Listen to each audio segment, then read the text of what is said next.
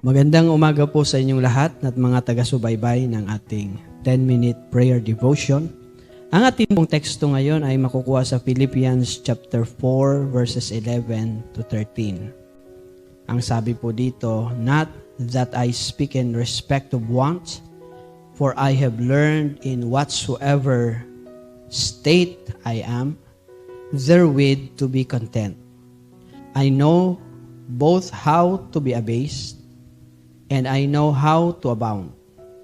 Everywhere and in all things I am instructed both to be full and to be hungry, both to abound and to suffer need. I can do all things through Christ which strengtheneth me." Tayo po ingin. Panginoon, marami pong salamat sa umagang ito. Kami po ay makapag-meditate sa iyong salita. Help us, Lord, to understand your word and speak to us this morning. In Jesus' name we pray. Amen and amen. Ito pong ating tekstong binasa ay makikita po natin dito kung paano ang Panginoon ay ang ating kalakasan. Being the Lord is our strength. So the Lord is our strength. How is it and when are the times that the Lord becomes our strength?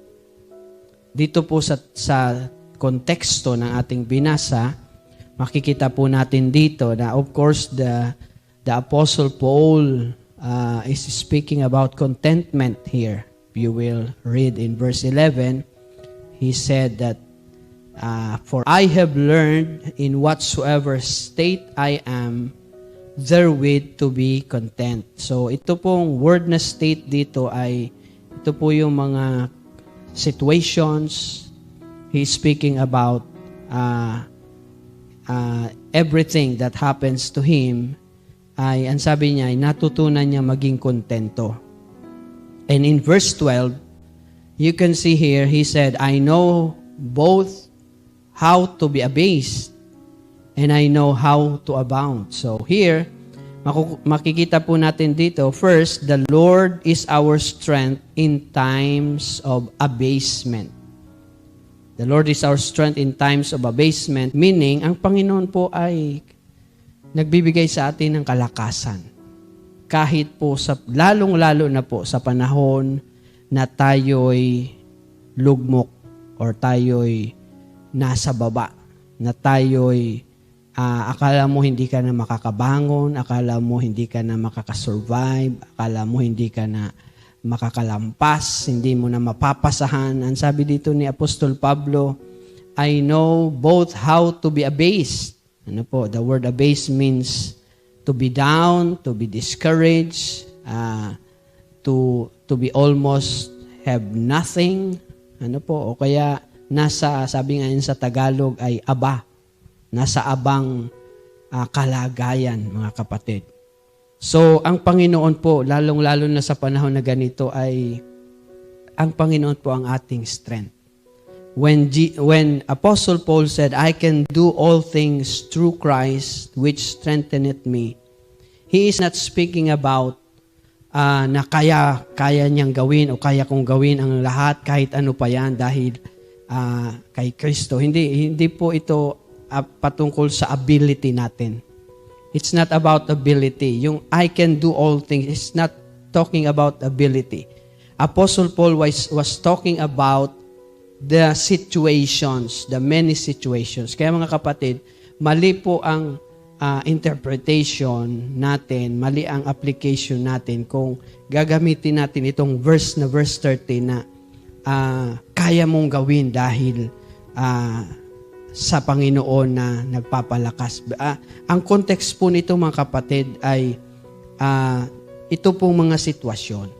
Magagawa mo, malalampasan mo ang mga bagay kahit ano pa ang sitwasyon dahil nandyan si Kristo na nagpapalakas. Secondly, the Lord is our strength in times of abundance.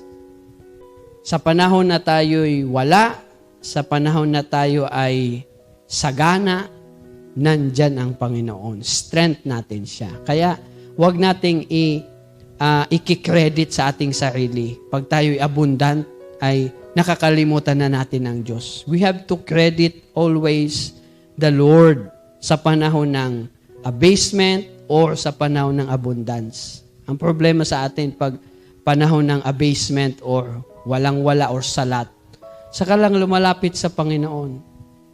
Pag meron na, pag sagana na, pag bagong sweldo, pag bagong katatanggap lang ng blessing, limot ang Panginoon, hindi makapagpasalamat, mga kapatid. Remember, any blessing na nare-receive natin, any form of abundance from the Lord, ay dahil po yan sa Panginoon.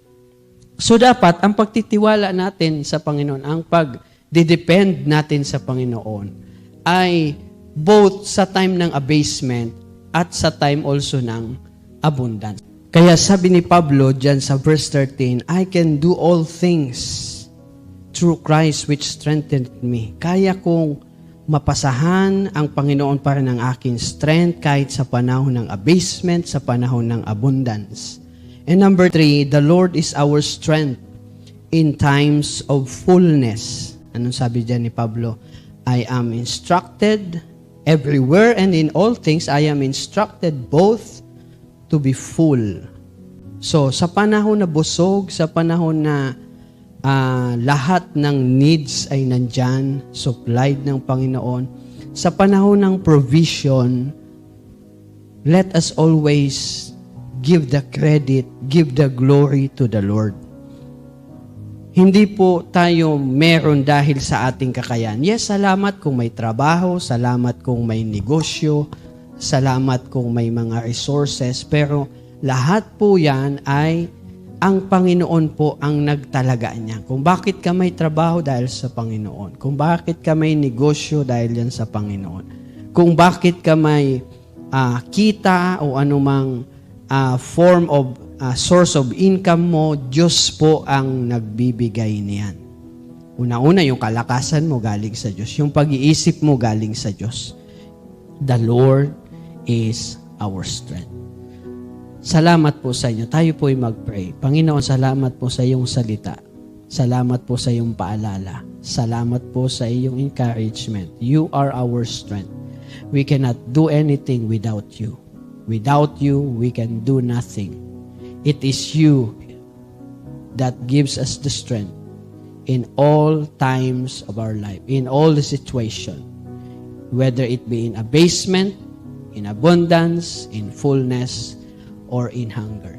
Thank you, Lord, for the light of your word. Ang iyong salita, Panginoon, ang liwanag namin, kaya naunawaan namin ang iyong sinabi dito. Ito po ang dalangin namin sa pangalan ng Panginoong Hesus.